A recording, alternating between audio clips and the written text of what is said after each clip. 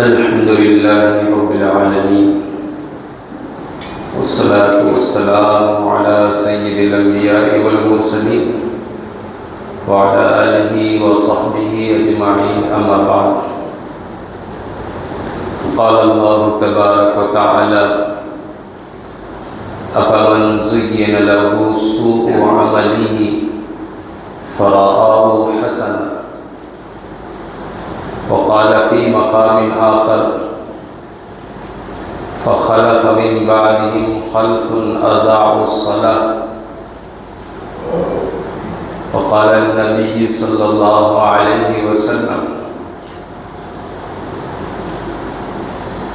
أيها الناس قد أضلكم شهر عظيم، شهر مبارك، شهر فيه ليلة خير من 1000 شهر، أو كما قال عليه الصلاة والسلام.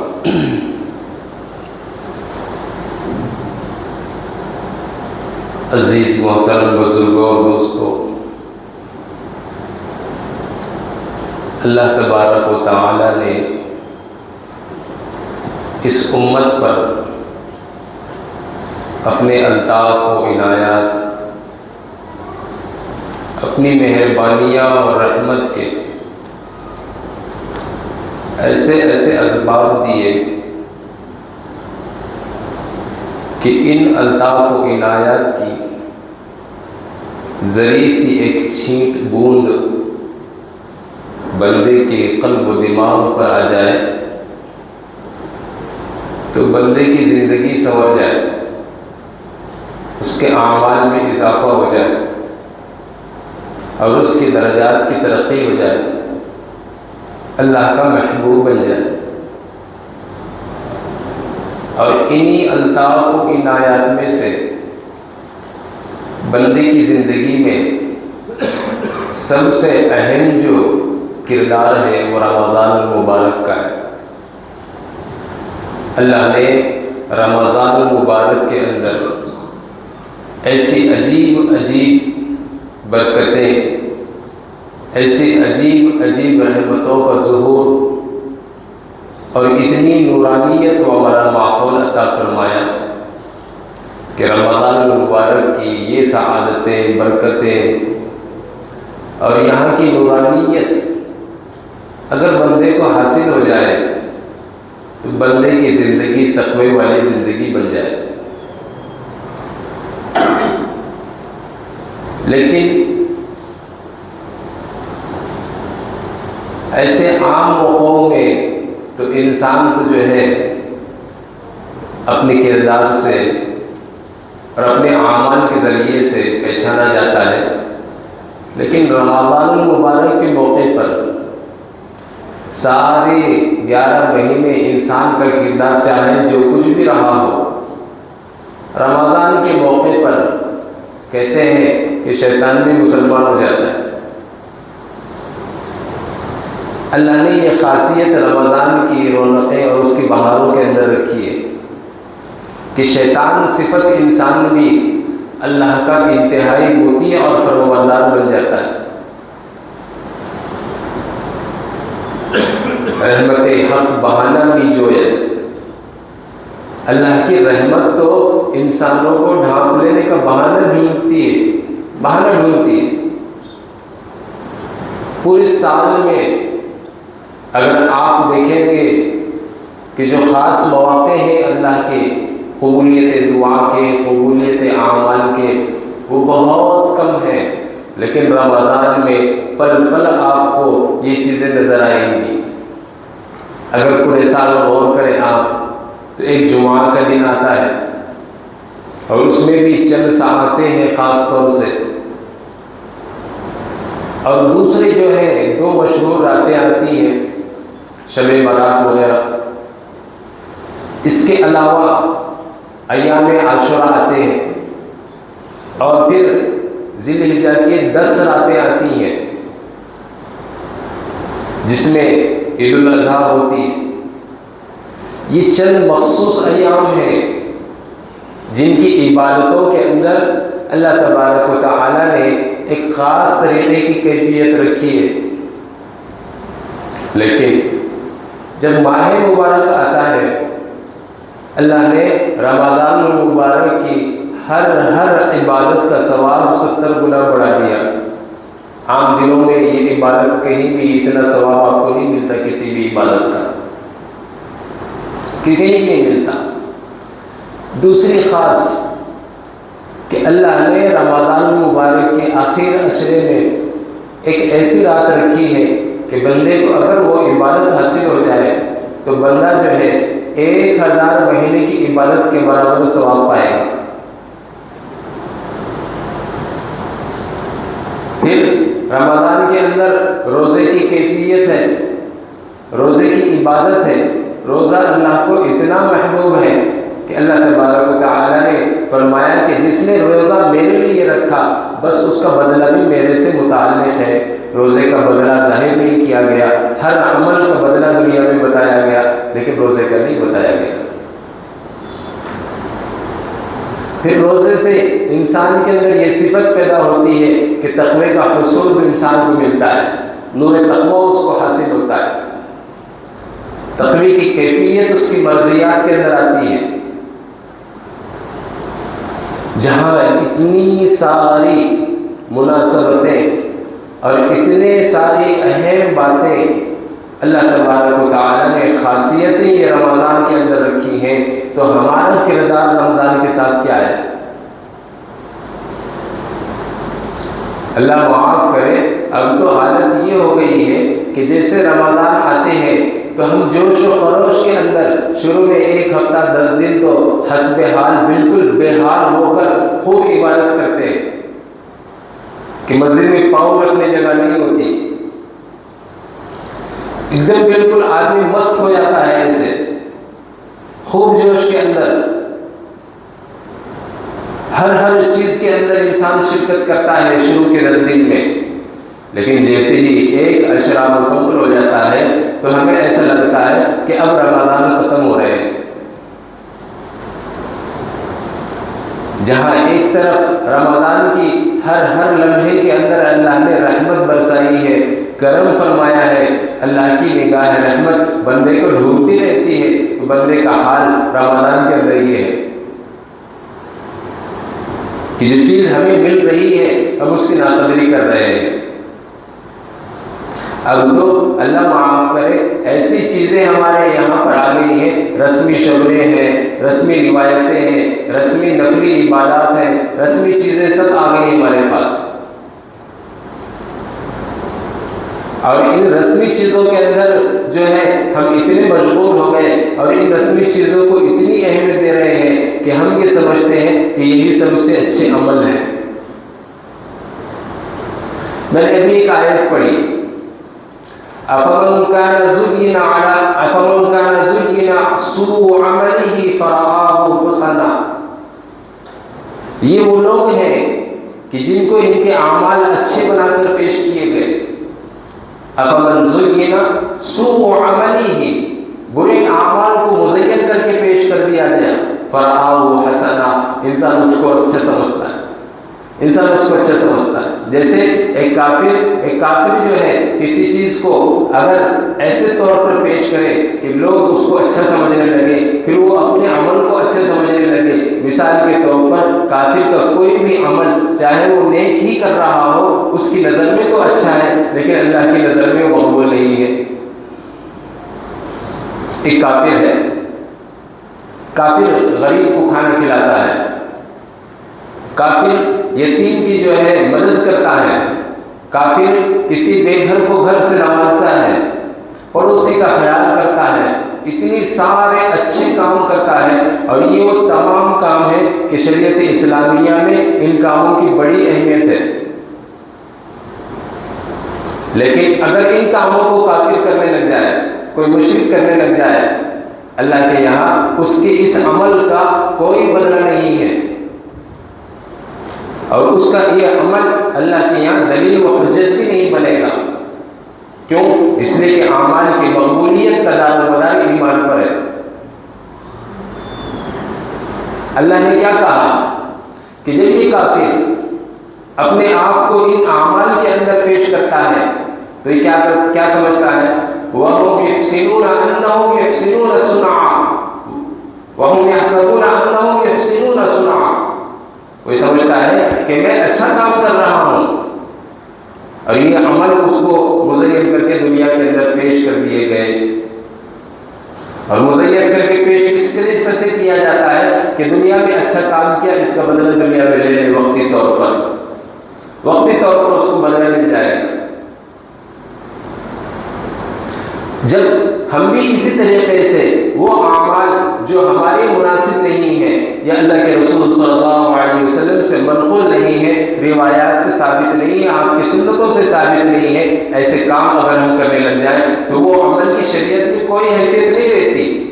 اب چونکہ وقتی طور پر اس میں قرآن کریم پڑھا گیا، ایسے شبیہیں قائم کیے گئے، وقتی طور پر اس میں قرآن کریم پڑھا گیا، اللہ تبارک و تعالیٰ وقتی طور پر اس کا بدلہ دے دیتے. لیکن عمل کا وزن، عمل کی اہمیت اللہ کی یہاں نہیں ہوتی.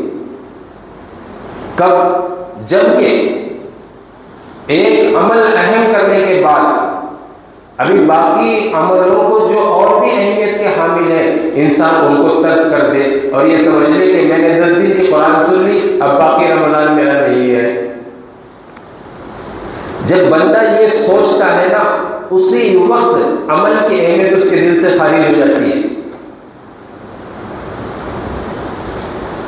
اللہ کے یہاں اور اللہ کے جو احکامات ہیں اور نیک کاموں کی جو اللہ کی طرف سے توفیق ملتے ہیں، اس توفیق کا حال کیا ہے بتاؤں آپ کو. بندہ جب توفیق کا امیدوار ہوتا ہے، اللہ تبارک و تعالیٰ اس کو توفیق کے ساتھ راہ راست بھی عطا کرتے ہیں. اور جب بندہ توفیق کا امیدوار نہیں ہوتا، اس کے اوپر سوال قائم کرتا ہے یا اس کے اندر شکوک و شبہات کے اندر مبتلا ہوتا ہے، اللہ تبارک و تعالیٰ اس کو راہ سے بے راہ کر دیتے ہیں. تو ہم نے رسمی چیزیں ایسی ایجاد کی ہیں کہ رمضان المبارک کی باقی کی جو ایام ہیں، جن کے اندر جو ہے اللہ نے اور بھی زیادہ انوار و برکات رکھے ہیں، ان انوار و برکات کو ہم نے نہ چھوڑ دیتے ہیں. میں نے دوسری آیت کریمہ پڑھی تھی، فَخَلْفُ مِن بَعْدِ أَضَاعُوا أَقَامُوا الصَّلَاةَ فَخَلَفُ مِن بَعْدِهِمْ أَضَاعُوا فَأَقَامُوا الصَّلَاةَ. یہ تصور ہے ہمارے یہاں کا آج کیا کہ پہلے زمانے میں یہ ہوتا تھا کہ حکومتوں کے اندر، پنچایتوں کے اندر، گاؤں کے جو ہے دیہاتوں میں سرداروں کے اندر وراثتیں چلتی تھی. فلاں صاحب پٹیل ہے تو ان کا بچہ بھی جو ہے پولیس پٹیل، فلاں صاحب کوتوال ہے تو ان کا بچہ بھی آئندہ کی کوتوال بنے گا، فلاں صاحب جو ہے گاؤں کے سردار ہے تو بچے بھی سردار بنیں گے. وراثت چلتی تھی ایسے ہی. اور بادشاہوں کی بھی وراثتیں ایسی ہوتی تھی کہ تخت کے وارثین جو ہے خاندان ہی سے ہوتے تھے. لیکن ہر بادشاہ کا دور الگ الگ ہوتا تھا، ہر سردار کا دور الگ الگ ہوتا تھا.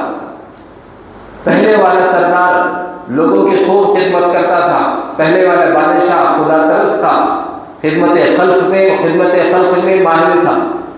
بعد میں اولاد جب تخت کے اوپر چڑھتی ہے تو عیش و آرام اور عیاشی، راحت اور سکون کی زندگی کو دیکھتی ہے اور خدمت خلق کو بھول جاتی ہے. تو قوم کیا کہتی ہے؟ یہ اپنے باپ کے طور طریقے پہ نہیں چل رہا ہے، اس کا باپ بڑا زبردست تھا. آج جو نسل چل رہی ہے ہماری، اور یہ نسل کا جو طور طریقہ ہے، اس نے جو ہمارے یہاں عبادات کی جو روایتیں قائم کی ہیں، ان روایتوں سے یہی ثابت ہوتا ہے کہ آئندہ ان کی آنے والی نسلیں نماز بھی نہیں پڑھے گی. اس سے یہی ثابت ہوتا ہے. بلکہ ان کا خود کردار، ان کا خود کیریئر یہ ہے کہ 10 دن نماز پڑھنے کے بعد، 10 دن یہ عبادتیں کرنے کے بعد آگے کی نمازیں چھوڑ دیتے ہیں. پھر رسمی طور پر تعاقلاتوں کے اندر شریک ہوتے ہیں، پھر وہاں بھی تعاقلاتوں میں رسمی عبادتیں کرتے ہیں. جو چیز رسمن کی جاتی ہے اللہ تبارک و تعالیٰ کے یہاں وہ مقبول نہیں ہوتی.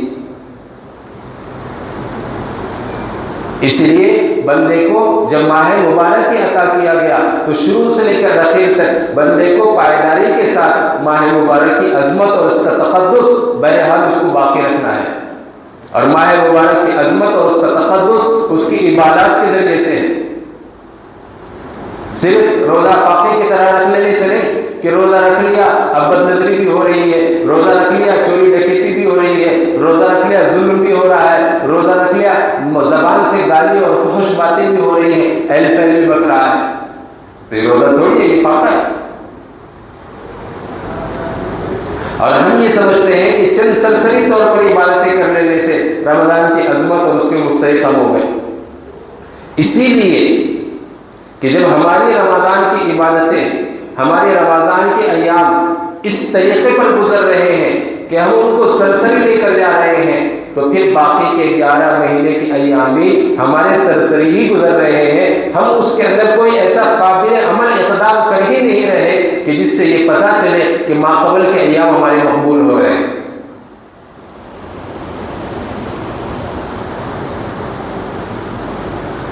فقہاء نے یہ بات لکھی ہے کہ انسان کو جب ایک عمل کے بعد دوسرا عمل انسان کرتا ہے تو یہ دوسرے عمل کی جو توفیق ملتی ہے اس کو، دوسرے عمل کی توفیق پہلے عمل کی مقبولیت کے بعد ملتی ہے۔ کیا سمجھ میں آیا اس کہ اگر ہمارا پہلا عمل مقبول ہے تو دوسرا عمل بھی اللہ تبارک و تعالی ہم سے کروانا چاہتے ہیں، اور اگر ہمارا پہلا عمل مقبول نہیں ہے تو دوسرا عمل ہم اس کے قریب بھی نہیں پھٹکتے۔ ہزار عزائم دل کے اندر ہوتے ہیں کہ دوسرا عشرہ شروع ہوگا تو ایسا کروں گا ویسا کروں گا ایسا کروں گا، اور 10 دن کی تراویح پڑھ کر تھک کر ایسے بے حال ہو جاتے ہیں کہ پھر فجر کی نماز، عشاء کی نماز، سب نمازیں عطارت ہو جاتی ہیں، سب نماز ختم ہو جاتے ہیں۔ فَخَلَفٌ مِّن بَعْدِهِمْ خَلْفٌ، پھر ان کے بعد ایک ایسی قوم آئی اضاعوا الصلاۃ، جس نے نماز کو ترک کر دیا، نماز کو ضائع کر دیا، اور جو خود نماز کو ضائع کر رہا ہو پھر اس کی آنے والی نسلوں کا کیا ہوگا؟ اس لیے میرے عزیزوں اور محترم بزرگوں اور دوستوں، یہ ماہ مبارک جس کو ہم یوں سرسری طور پر لے رہے ہیں اور یوں ہی اس کو گھسیٹتے ہوئے لے کر جا رہے ہیں کہ کسی طریقے سے ختم ہو جائے، عید آ جائے، پھر ہوگا۔ یہ سرسری ایام جو ہے ہمیں آگے چل کر کوئی فائدہ نہیں دیں گے۔ علماء اور اکابرین نے لکھا ہے، بزرگوں کی بھی یہ بات ہے کہ جو شخص رمضان کے بعد رمضان کی طرح زندگی گزارنا چاہتا ہے تو اس کے لیے ضروری یہ ہے کہ وہ رمضان کو رمضان کے حق کے ساتھ ادا کرے۔ رمضان تو تمام دنوں کا قلب ہے، جیسے سورہ یاسین جو ہے قرآن کریم کا دل اور اس کا قلب ہے دھڑکتا ہوا، ایسے ہی رمضان ہمارے پورے 12 مہینوں کا دل ہے۔ اگر رمضان کی عبادتیں صحیح رہی باقی 11 مہینے کی عبادتیں صحیح، اگر رمضان کے معاملات صحیح رہے باقی کے 11 مہینے کے معاملات صحیح، اگر رمضان کی جو ہے ہمارے اٹھنا بیٹھنا اخلاق رمضان کے اندر صحیح رہے تو ہمارے باقی 11 مہینے کے سارے جو ہے باتیں صحیح رہیں گی۔ آج ہمارا رمضان ہی صحیح نہیں ہے اور امید یہ ہم کر رہے ہیں کہ ہم نیک بن جائیں، ہم صالح بن جائیں آئندہ کے 11 مہینے۔ بعض تو نادان ایسے ہوتے ہیں کہ بھئی رمضان اب جیسے تیسے گزر گئے، ٹھیک ہے دیکھیں گے، لیکن اب بعد میں عید کے بعد انشاءاللہ پابندی کریں گے۔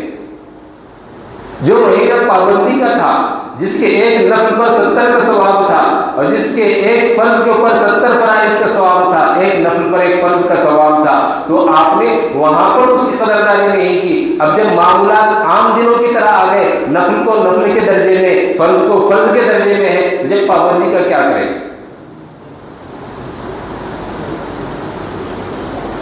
ہم سوچتے نہیں ان باتوں کے اوپر۔